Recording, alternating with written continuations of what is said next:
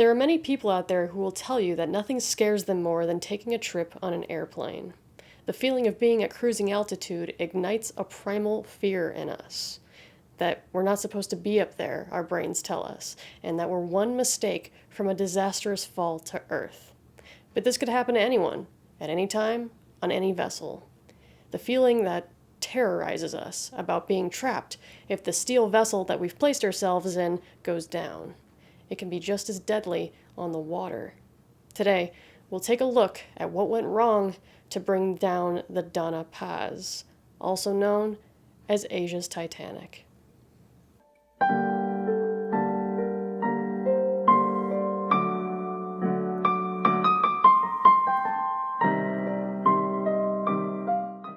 Dona Paz was built in 1963 out of Hiroshima, Japan.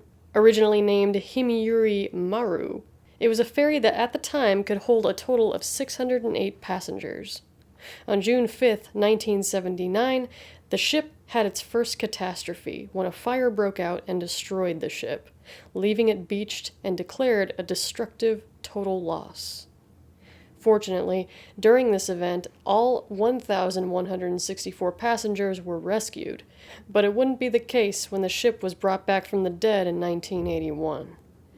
Repurchased by Sulpicchio Lines, the wreckage was refurbished and retitled the Dona Paz. The infamous journey began on December 20th, 1987, at 6:30 a.m. Located in the Philippines, it was traveling from Tacloban, Leyte, headed for Manila, with one stopover in Samar. Due to arrive at 4 a.m. the next day, the last contact anyone had with the ship was at 2000 hours. Now, the ship was loaded up with just a few more people than it should have been carrying, and by a few, I mean it had 4,386 passengers on board. One of the survivors explained that about 1,000 of them were military personnel, and before he boarded, he saw the ship tilting to the side, it was so overcrowded. Passengers were restless. Kids were running around, people sitting on the floor, and not enough bathrooms on the 3-deck ship. How did no one notice that this might pose a serious problem? Well, the ship's manifest only recorded 1,493 passengers and a 60 crew on board. It didn't count the last-minute soldiers entering at about 1,000 and another 1,000 children below the ages of 4 on board. At around 11 p.m., one survivor was up on deck relieving himself when he noticed another ship heading their direction, and as he watched, it didn't seem like it was doing anything to turn away. The ship in question was the MT Vector, an oil tanker carrying 1,050,000 liters of gasoline and other petroleum products, owned by Caltex Philippines. At about 11:30, the oil tanker slammed into the side of the Dona Paz, where the engine room and the main switchboard were located. Upon collision, the Vector's cargo ignited and quickly spread to the overcrowded ship, immediately trapping anyone nearby in flames.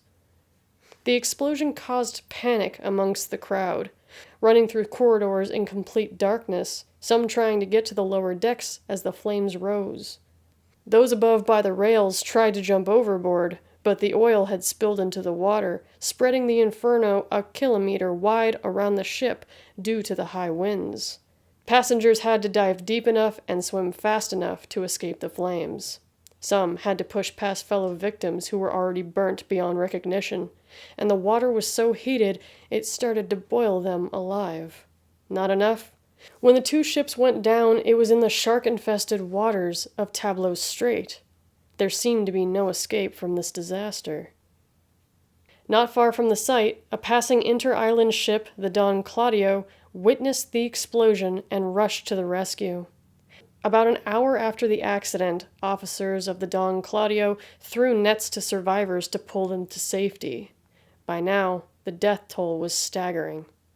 4,362 passengers of the Dona Paz perished that night. 26 people were pulled from the water, 2 being the officers of the Vector. So who was to blame?